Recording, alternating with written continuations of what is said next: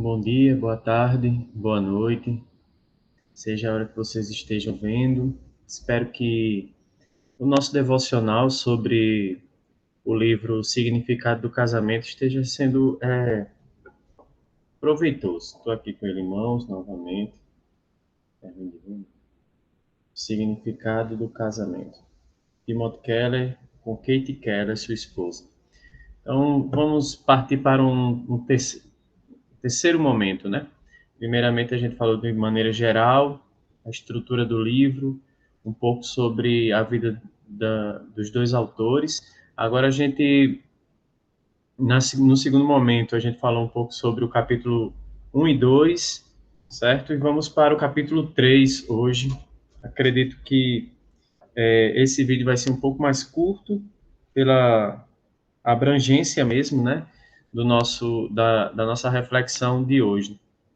O primeiro capítulo é o segredo do casamento. Então, falamos um pouco sobre essa questão que muitas vezes permeia a nossa vida e que trazemos muitas referências de fora da Bíblia para nortear o que entendemos sobre casamento. No segundo capítulo, o poder para o casamento. Então, especificamente, o segundo capítulo fala sobre o Espírito Santo agindo em nossas vidas em favor do casamento, em favor de uma vida conjugal. Lembrando que todo o nosso estudo ele se encontra em Efésios 5, tá bom? Então, ele baseia todo o livro em Efésios 5. O terceiro capítulo, que é o de hoje, a gente vai falar sobre a essência do casamento. E quando ele pensa em essência do casamento, está pensando necessariamente no amor, certo? Agora precisamos lembrar sobre o que estamos falando em relação ao amor. Então, logicamente, estamos falando sobre o amor sacrificial de Jesus, né? O amor de Deus que deu seu Filho em sacrifício por nós. Então, é desse amor que estamos falando. A Bíblia, ela não relata amor maior que esse. Ela não discute sobre a imensidão desse amor em relação aos outros. Na verdade, ele está plenamente acima de todos. E é dessa forma que o cristão precisa entender o amor. E é dessa forma que o esposo precisa entender o amor na sua relação conjugal. Então, a nossa referência é Cristo, tá bom?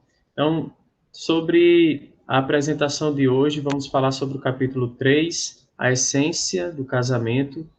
Especificamente, Timothy Keller vai conversar um pouco sobre o amor, sobre o ato de amar. Então, vamos lá.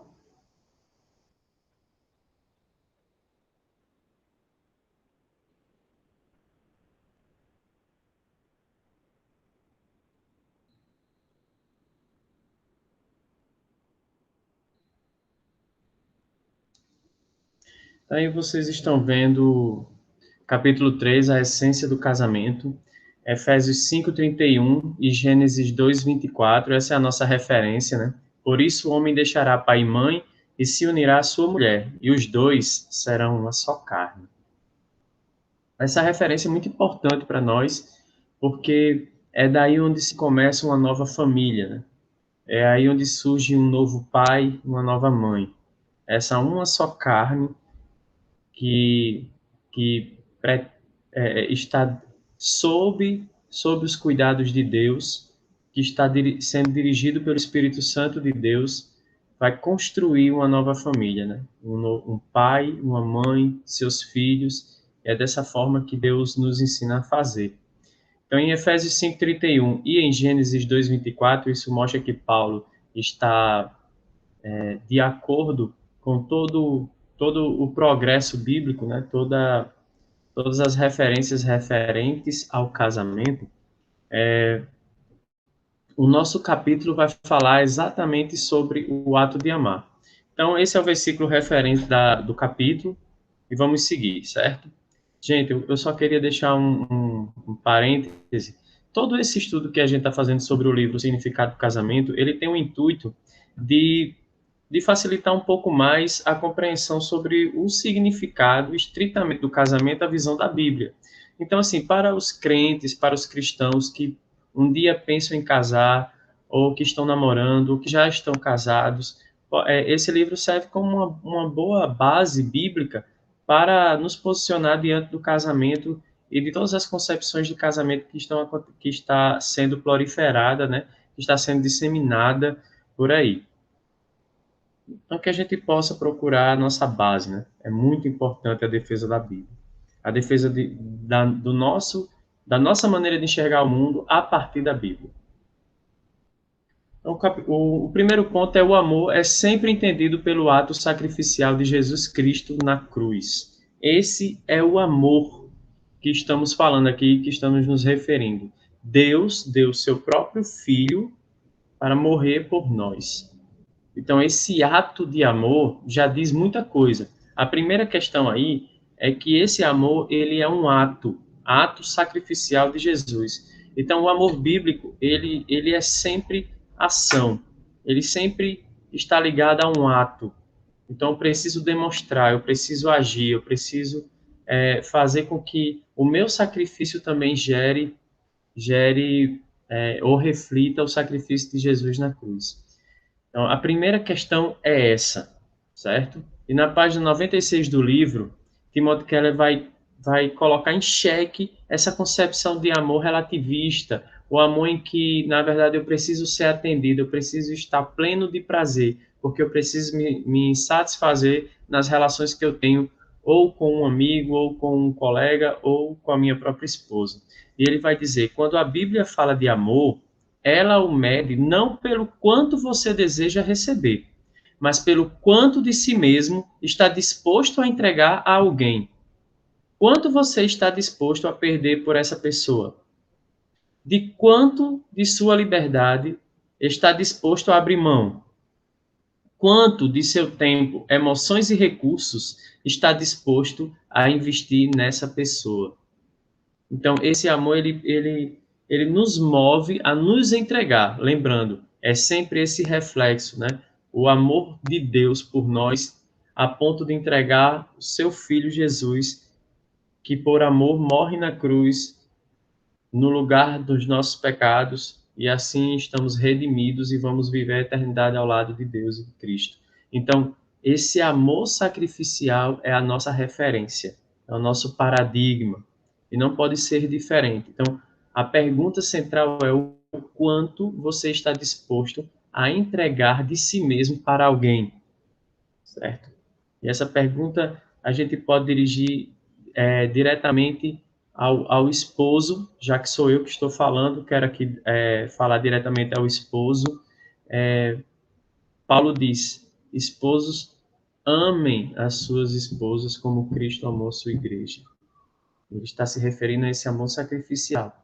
Então, as pessoas casadas, os homens casados, principalmente da minha igreja, mas de todos que estão me escutando,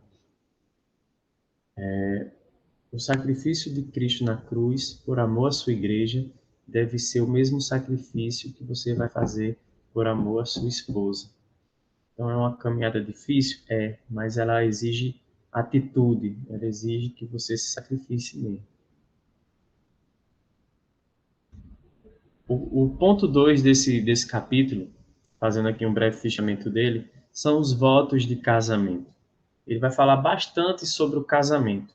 E a principal questão levantada no capítulo existe um dizer, existe uma falácia no nosso mundo, né, nas relações que temos aí com o mundo, em que se duas pessoas se amam, para que ter que testificar isso no cartório ou fazer uma cerimônia? Basta o amor de um ser humano pelo outro para que as coisas se harmonizem. Então, se eu te amo de verdade, por que eu preciso comprovar isso com o papel ou com o documento? E o autor ele é a favor estritamente do casamento ter todas as questões todos os pingos nos is colocados, então todas as questões legais e religiosas sendo cumpridas, porque o casamento é acima de tudo um voto, é uma promessa que se faz diante de Deus, diante da família envolvida, das famílias envolvidas e também diante das instituições legais que estão validando essa cerimônia, né? Essa união. Então, veja bem, a primeira questão é essa. Então, de que maneira vamos nos defender dessa nova tendência de que duas pessoas podem se juntar e morar numa casa e isso vai ser configurado como um casamento idealizado a partir da fundamentação bíblica? Não tem condições de a gente pensar assim. Então, olha só o que a página 106 vai falar sobre isso. Votos de casamento não são uma declaração de amor presente, mas uma promessa de amor futuro que envolve compromisso mútuo. A cerimônia não deve ser, em primeiro lugar, uma celebração de como nos sentimos no momento. Esses sentimentos são um tanto óbvios.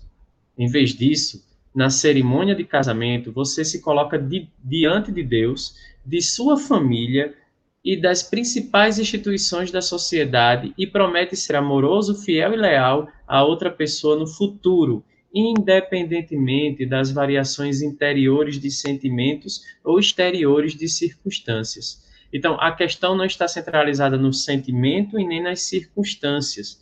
Está centralizada no voto, na promessa que você faz diante de Deus. Essa é uma aliança vertical, Deus acima de tudo e no controle de tudo. Deus institui o casamento e governa o nosso casamento, lembrando aí dos primeiros do primeiro capítulo que estamos mostrando aqui no nosso pequeno estudo, certo? Então, diante de Deus, da nossa família, das famílias envolvidas, porque o nosso casamento também e o voto de casamento é um compromisso com as famílias envolvidas, diante das instituições legais, certo? Como vai falar aqui, diante das instituições legais e também diante do nosso cônjuge, da pessoa amada, da pessoa que prometemos ser fiel, leal e a outra e daqui para o futuro e não apenas no momento.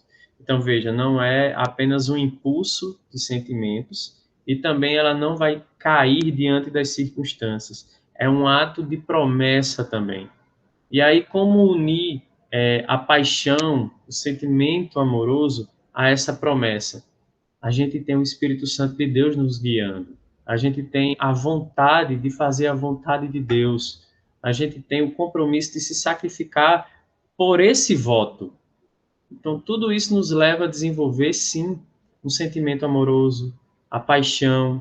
Não podemos achar que são antagônicos o sentimento amoroso e a paixão e o compromisso e a promessa que você faz no altar diante de Deus e dos homens de ser fiel, leal e amar a outra pessoa até a morte, ou seja, é um compromisso que vislumbra o futuro também.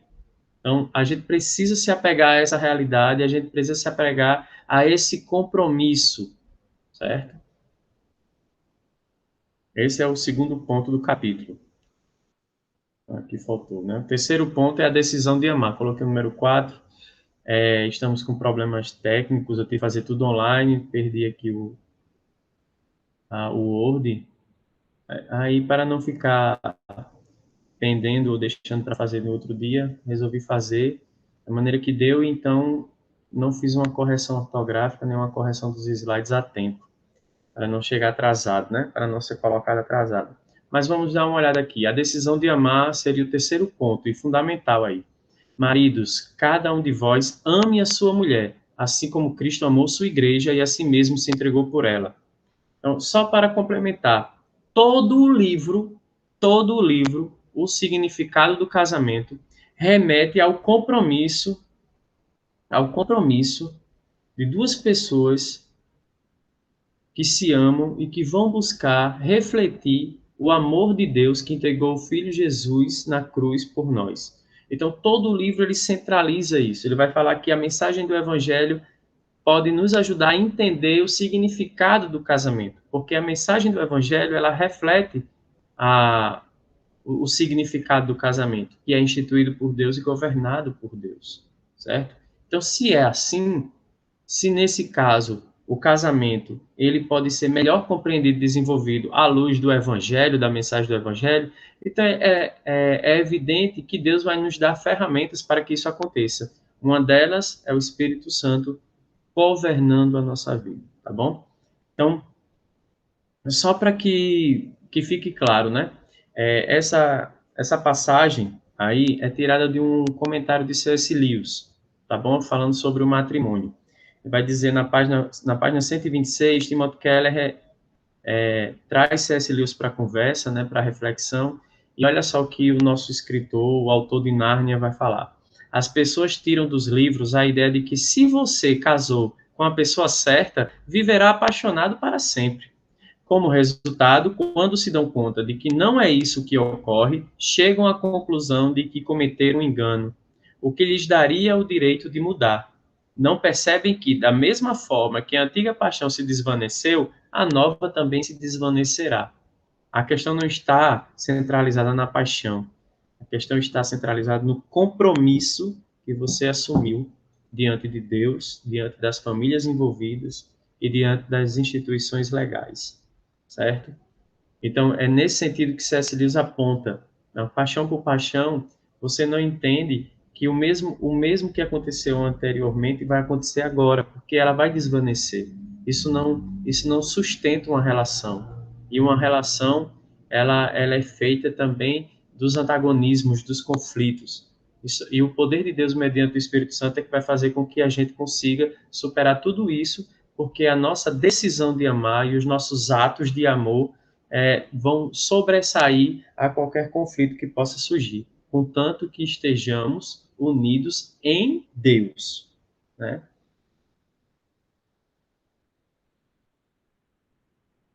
Então, eu queria só voltar aqui a tela.